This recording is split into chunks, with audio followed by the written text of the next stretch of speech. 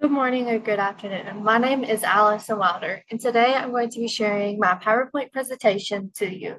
This PowerPoint presentation is over the human brain. So let's get started.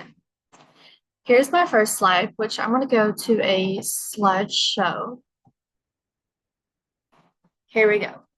Come on the Magic School Bus. We're taking a trip to the brain. I know my title's a little cringy, but bear with me. My next page is the history of the brain. The history of the brain is actually kind of interesting to me. So, around 500 BCE is when they first started having an idea that our brain is what controls our body to do everything. And actually, around the late 1960s, they started developing neuroscience and figuring out why our brain does the things it does. And that led to the development of psychology today.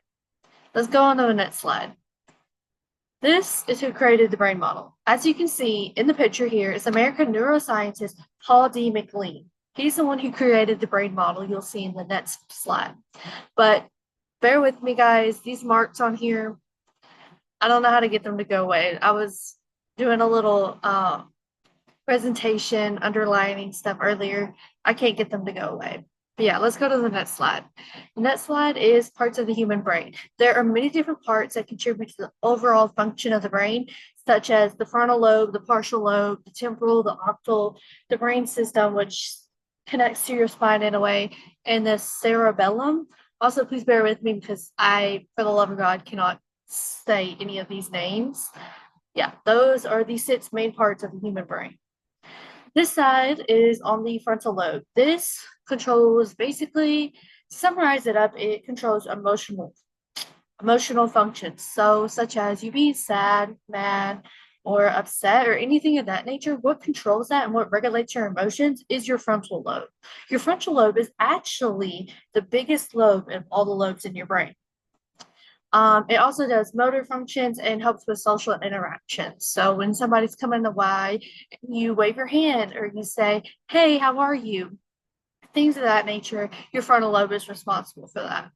The next slide is going to be the per okay, parietal lobe, partial lobe.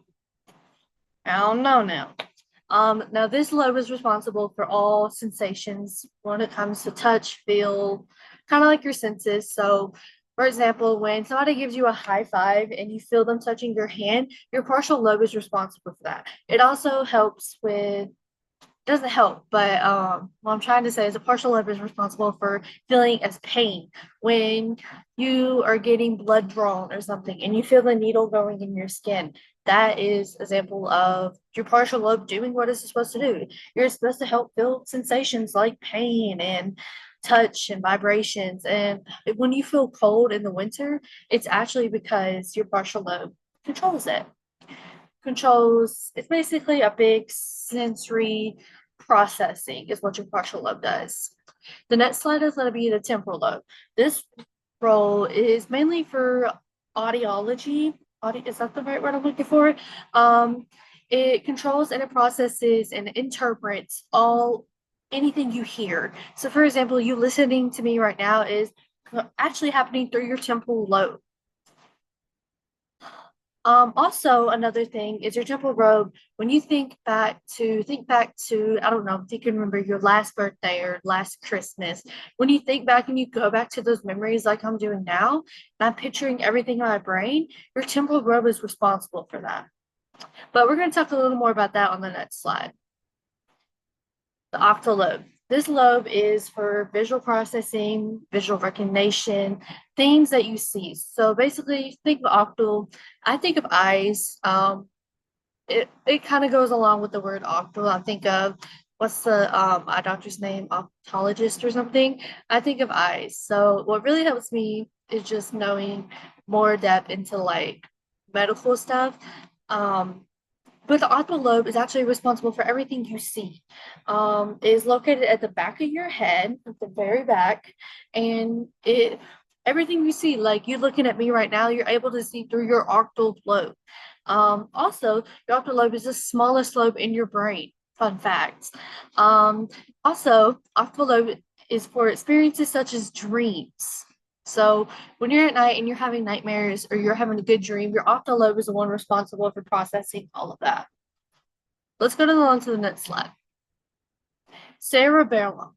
This lobe is basically, it controls involuntary and voluntary movements. So when you choose to raise your hand, your cerebellum lobe is responsible for that.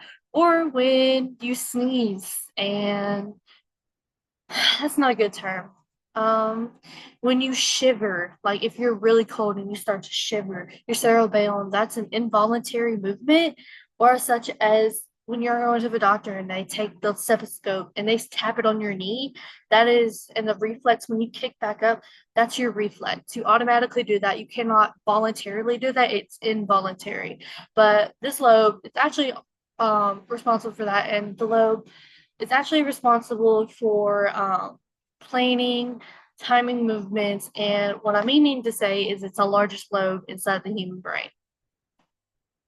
The brain system. The brain system has three parts. It's the midbrain, the pons, and the medulla oblongata. The medulla oblongata, it's actually a long word.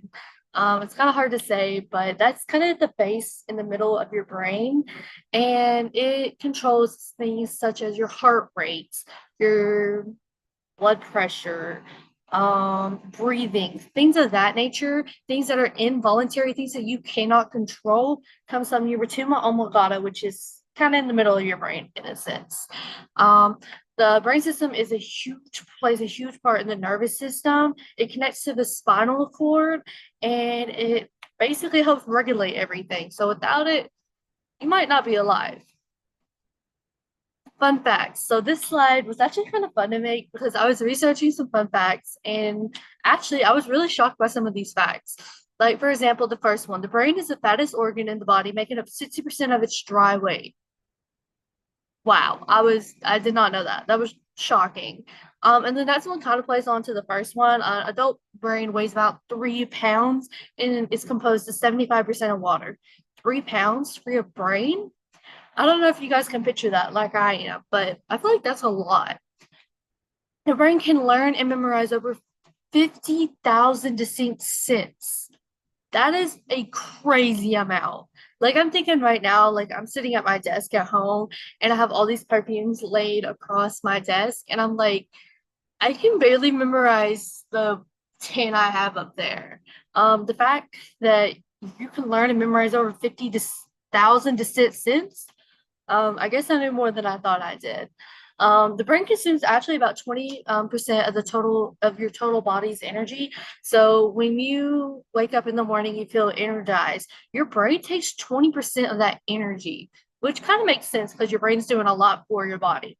And the last one was actually kind of fun for me to learn. The brain can only live 3 to 6 minutes before starting to suffer significant brain damage. In future studies, or not future studies, in previous studies, it was shown that after 7 minutes, you're completely brain dead. Like 7 minutes without oxygen, you're dead. Yeah.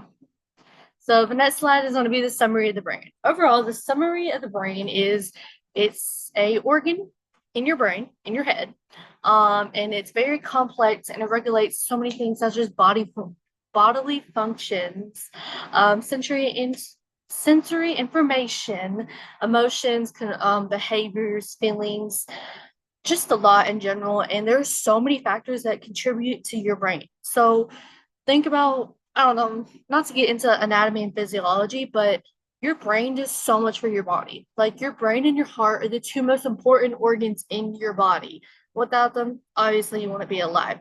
But there are many factors contributing to the brain, and it's made up of so many different parts. It makes it very complex. And so, like your heart is protected by your ribs. Well, your brain is important like that too, and it needs some kind of protection. That's why you have your skull. Your cranium, I believe, is also called, protecting it. So when you touch your head and you feel something hard, that's actually your skull. It is protecting your brain.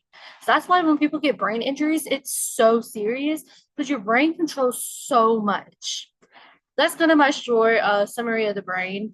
My last page is going to be my citations. I referenced my Bethel University chapter 2 I also went to Simplest Psychology. They have a lot of great information, things such as Psychology Today. That's a good website as well. But one of my favorite websites besides the psychology book I read was actually Simply Psychology. They helped me a lot in just breaking things down and understanding it better.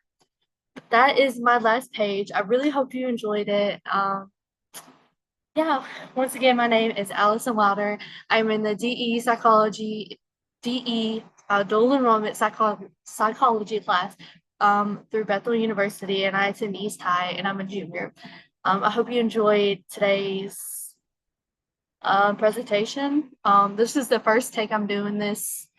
Hopefully it went well. I know I stuttered a lot, but yeah, I actually had fun and I learned quite a lot. So thanks. I'm gonna go ahead and end the meeting, Kara. Make sure you have a good day, good night, good morning, good weekend. Bye.